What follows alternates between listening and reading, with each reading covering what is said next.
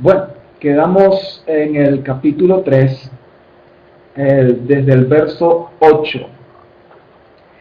En la clase pasada estuvimos conversando acerca de los ancianos, de los principales líderes de la iglesia. Y cuando hablo de principales, me refiero a función. Porque bueno, delante de Dios todos somos iguales unos a otros y debemos sujetarnos unos a otros. Sin embargo, hay funciones en la iglesia que su bienestar, su salud, su vida, su propósito se pierde si no están al frente verdaderos líderes cristianos. Entonces vamos al versículo 8 y vamos a ver otra clase de líderes. Y me refiero a los diáconos. Esta palabra diácono en el griego significa siervo, ministro. Se puede decir que la función de los diáconos es encargarse de todo lo que se refiere a la logística, a los recursos necesarios para que la iglesia funcione o cumpla los propósitos o tareas que el Señor le ha encomendado. Entonces esa es la tarea de los diáconos. Si la tarea de los ancianos es supervisar la obra, ayudar en el crecimiento del pueblo de Dios, la tarea de los diáconos es precisamente usar de los recursos del pueblo de Dios para llevar a cabo esa tarea, es decir, la administración de esos recursos. Ahora, los diáconos, bueno, también es una forma de liderazgo, y como toda forma de liderazgo dentro de la iglesia también pues requiere cierto testimonio, requiere requisitos para hacer para que esa tarea sea confiada a esos hombres. Los requisitos son hasta muy parecidos a los de los ancianos. Veamos. De la misma manera, estamos leyendo versículo 8 del capítulo 3 de Primera de Timoteo. De la misma manera también los diáconos deben ser dignos de una sola palabra. Los diáconos deben ser dignos. ¿Recuerdan el pasaje de Efesios de que debemos andar con la vocación, pues, que hemos sido llamados dignos? Hemos sido llamados a andar dignamente. Entonces, el diácono es un hombre o una mujer que han alcanzado madurez, cierta madurez, en el cual han ganado la confianza de la iglesia.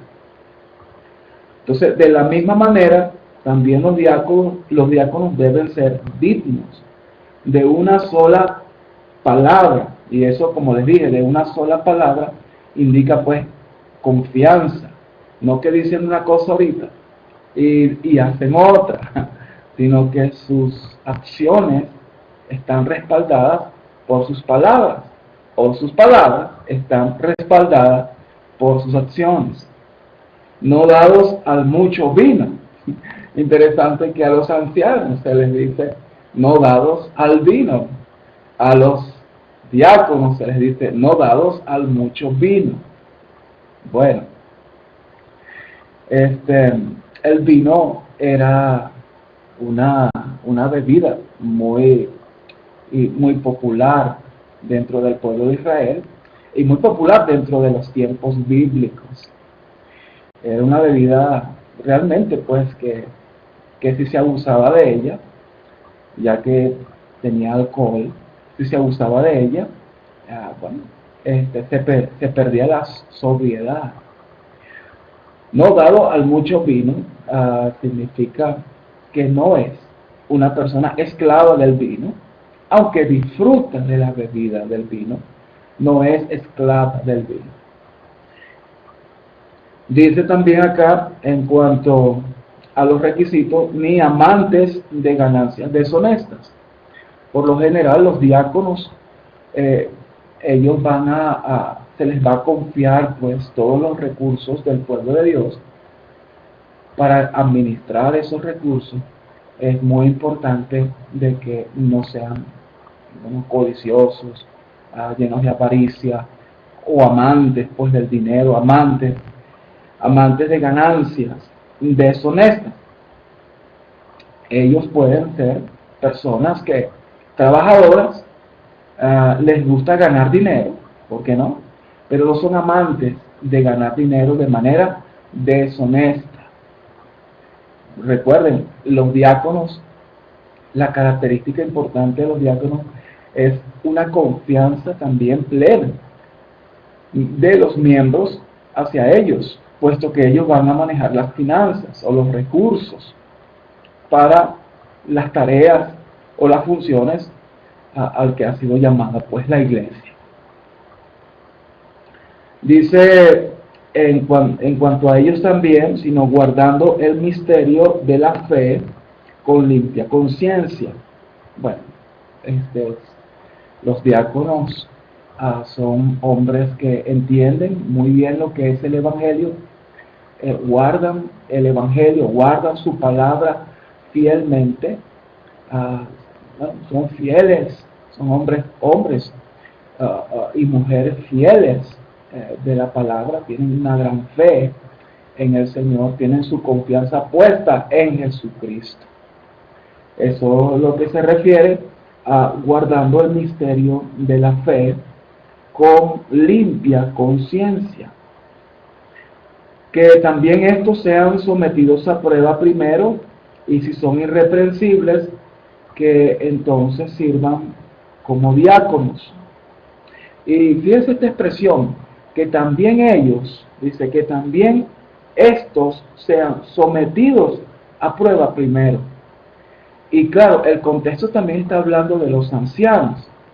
Entonces, tanto los ancianos como los diáconos, para cumplir estas funciones, es sano, es recomendable de que sean puestos a prueba primero, y para ver si realmente van a cumplir pues su tarea como tal.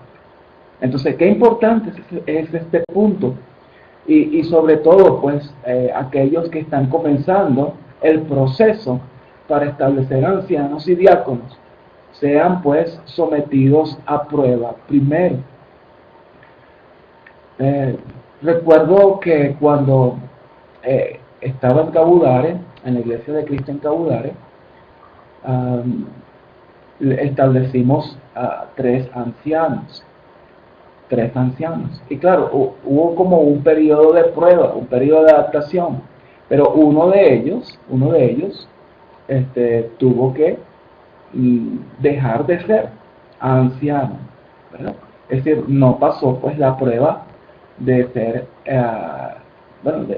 irreprensible, pues. Es decir, que no, en otras palabras, pues, los ancianos y los diáconos, después de cierto periodo, si los hermanos no están satisfechos, si hay algunos puntos al cuales ha sido deficiente su función, su tarea, entonces es mejor que dejen de ser ancianos. Es mejor que dejen de ser ancianos, por lo menos hasta crecer más en esas áreas, fortalecerse más en esas áreas. Bueno, quedaron dos ancianos que el tiempo probó que eran aptos y dignos de esa función.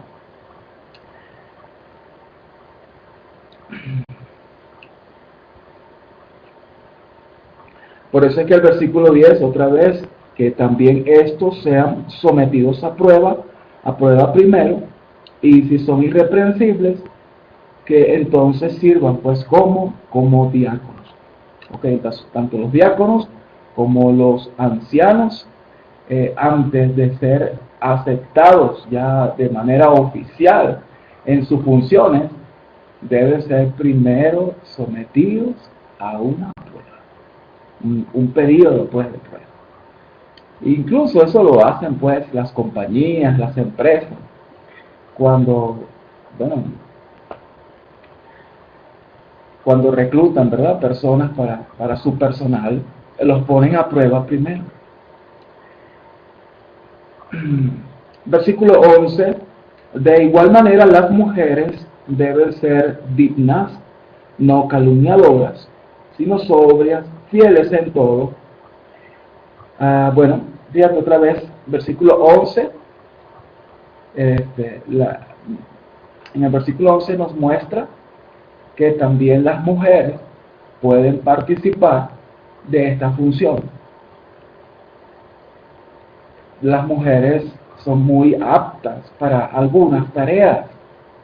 Entonces, dentro de la iglesia, en el primer siglo, había mujeres diaconisas, como Febes. Era una mujer diaconisa, era al servicio de la iglesia, incluso hasta mensajera. Entonces, tanto los hombres como las mujeres pueden ser diáconos de la iglesia, porque los diáconos, recuerden que la función de los diáconos es la administración de los recursos, administrar los recursos para los propósitos o las tareas al cual la iglesia ha sido llamada.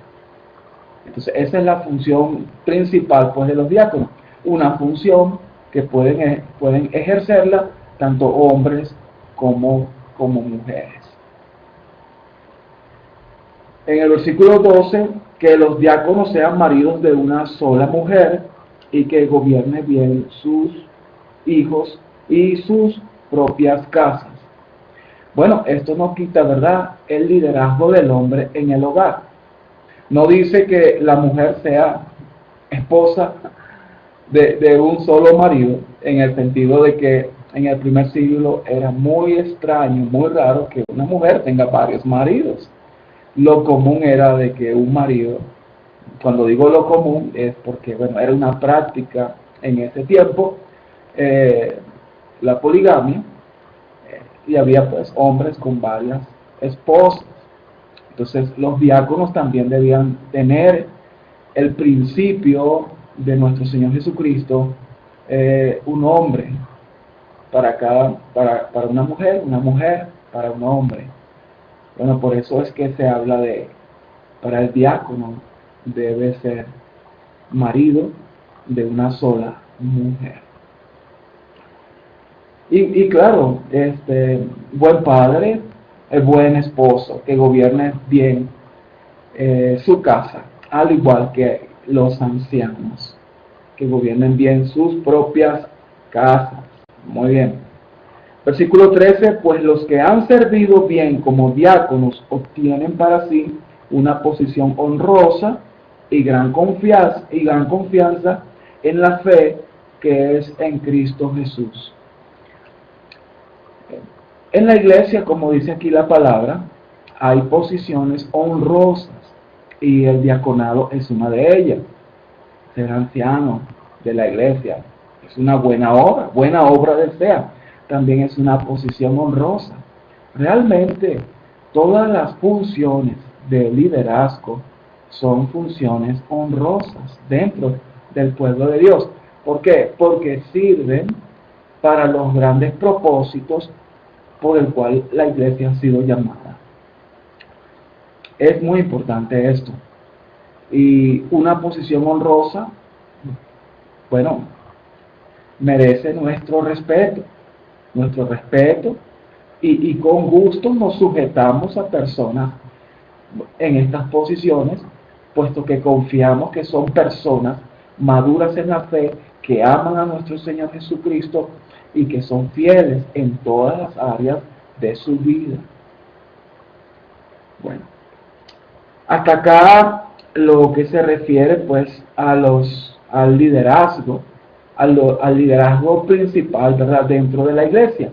El liderazgo principal dentro del pueblo de Dios son los ancianos y los diáconos. Hay otro liderazgo que es el liderazgo de evangelista.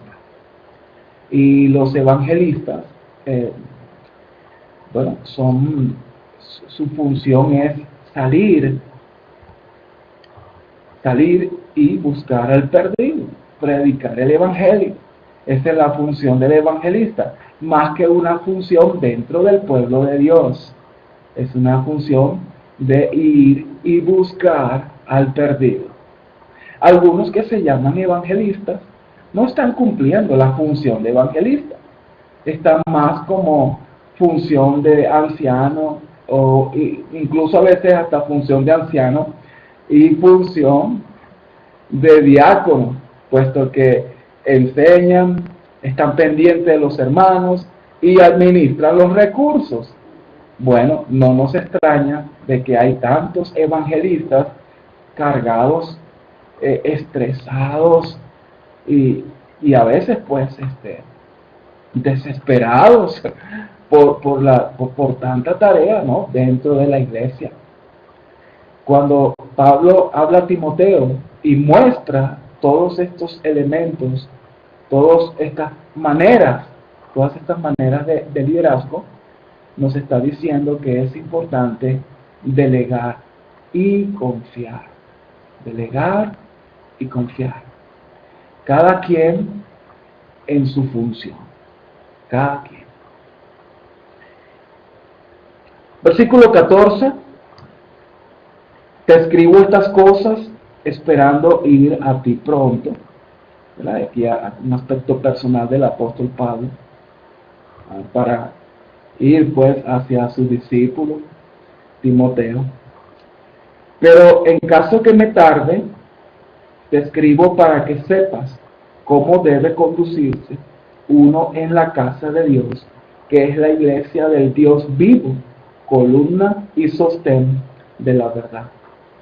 Bueno, aquí vemos la razón por la cual el apóstol Pablo escribe sus cartas a Timoteo y a Tito, especialmente pues a Timoteo, y es para que sepas cómo debes conducirte en la casa de Dios.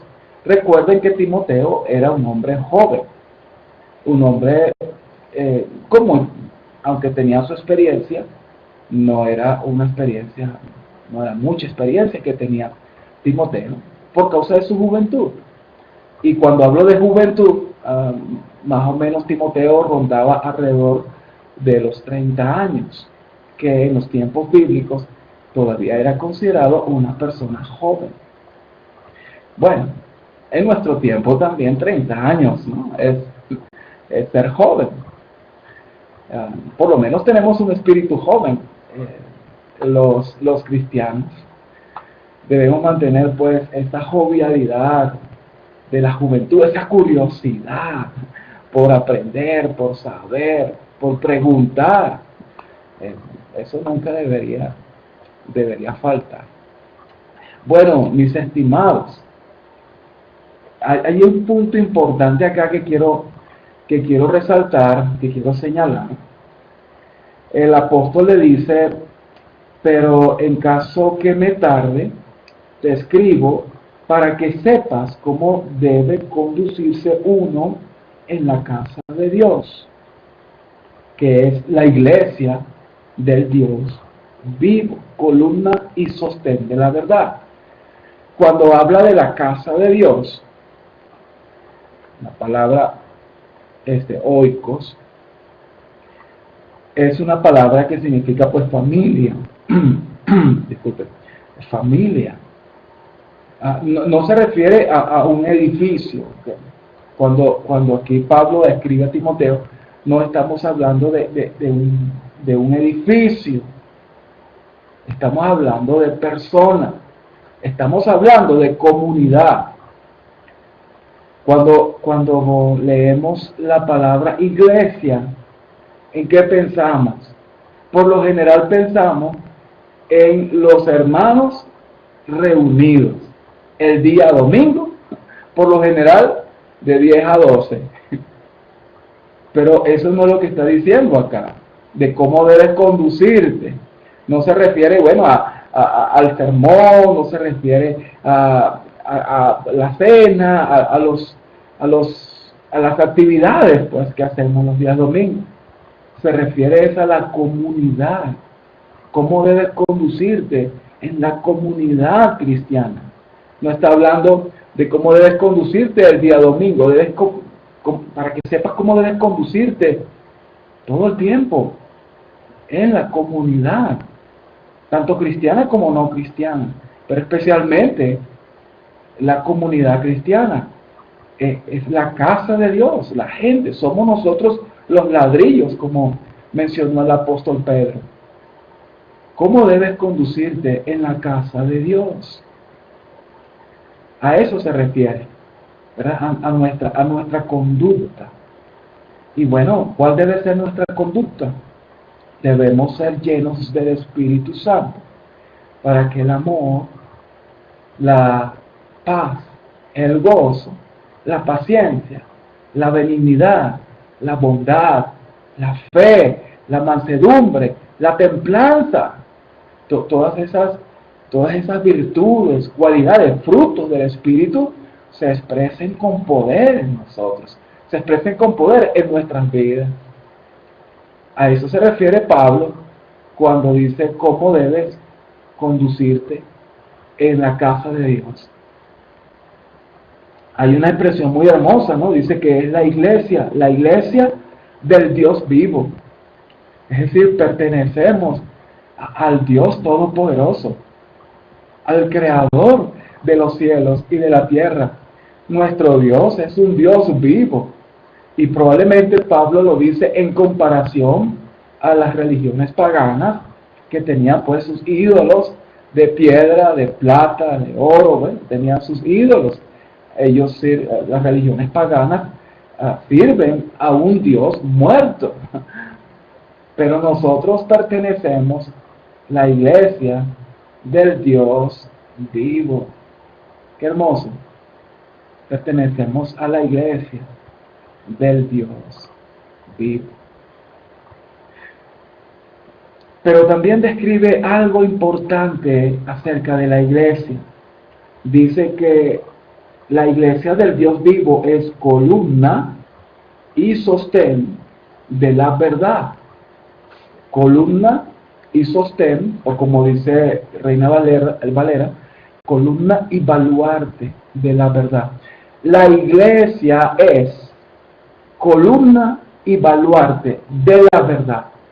La iglesia no es la verdad, es el sostén, es el que guarda la verdad. Pero la iglesia no es la verdad. La verdad es una cosa, la iglesia es otra. Y la verdad está sostenida por la iglesia. La iglesia es columna y baluarte de la verdad. La verdad es lo que nos hace libres, es el medio por el cual alcanzamos la salvación. Y cuando somos salvos, somos añadidos a la columna y sostén de esa verdad que es la iglesia. Somos añadidos a la iglesia. Somos salvos y luego de nuestra salvación somos añadidos por el mismo Dios a la iglesia, a la comunidad, para que dentro de la comunidad, comenzamos a crecer a la imagen de nuestro Señor Jesucristo por medio de la práctica del amor. Entonces, eso es muy importante tenerlo claro. La iglesia no es la verdad, sino es columna y sostén de la verdad. Bueno, si uno investiga todo el Nuevo Testamento, no vamos a encontrar la expresión la iglesia verdadera. Qué interesante. En ninguna parte del Nuevo Testamento, hermano, usted va a leer la iglesia verdadera. Bueno, ¿y por qué? La iglesia es la comunidad de hombres y mujeres redimidos que tienen el propósito de anunciar las virtudes, que tienen el propósito de anunciar la verdad. La iglesia Repito, hombres y mujeres redimidos, es una comunidad en el cual nos relacionamos, interactuamos unos a otros. Si algo, si la mejor expresión que describe lo que es la iglesia es la expresión unos a otros. Una expresión, ¿verdad?, que aparece más de 50 veces en el Nuevo Testamento. Enseñados unos a otros, amados unos a otros, exhortados unos a otros, hablando entre vosotros con cánticos, himnos, cánticos espirituales. Bueno, aceptados unos a otros. Bueno, servidos unos a otros. Bueno, más de 50 veces en el Nuevo Testamento aparece esa interacción unos a otros. Eso es lo que es la iglesia. El cuerpo de Cristo es el grupo de hombres y mujeres, el conjunto de hombres y mujeres redimidos que interactúan entre sí, entre unos a otros, para llegar a la imagen de Jesús, para anunciar la verdad, que es anunciar las virtudes de nuestro Señor Jesucristo. Eso es lo que es la iglesia. Ahora, Jesús dijo, estableceré mi iglesia. Muy bien, el único que puede establecer la iglesia es Jesucristo. Bueno, de hecho, en ninguna parte del Nuevo Testamento tampoco vamos a leer id y haced iglesia, id y plantad iglesia, establezcan iglesias. Tampoco en ninguna parte del Nuevo Testamento, sino id y haced discípulos. Hermanos, si tenemos en nuestra mente que la tarea es plantar iglesias, eso significa que tenemos una mentalidad lineal. Pero, y digo mentalidad lineal, porque estamos plantando un grupo de personas y ya. Pero la palabra de Dios dice ir y hacer discípulos. Y esa es una mentalidad exponencial. Los discípulos tienen la capacidad de multiplicarse.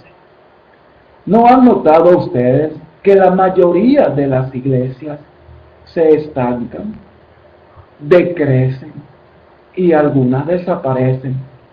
¿Por qué?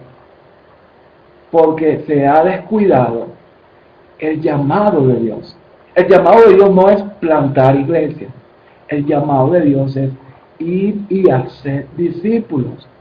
Y cuando hacemos discípulos, los discípulos tienen la capacidad de multiplicarse en otros discípulos.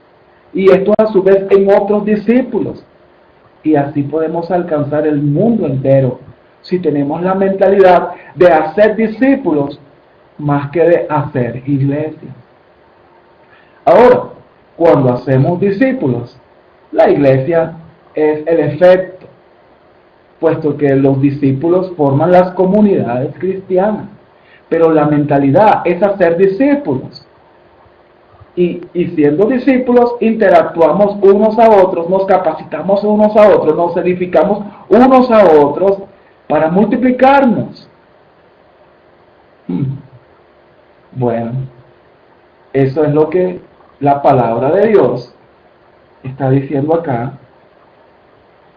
La iglesia es columna y sostén de la verdad. Bien, mis estimados, será hasta la próxima, donde continuaremos este curso de cartas pastorales. Dios les bendiga.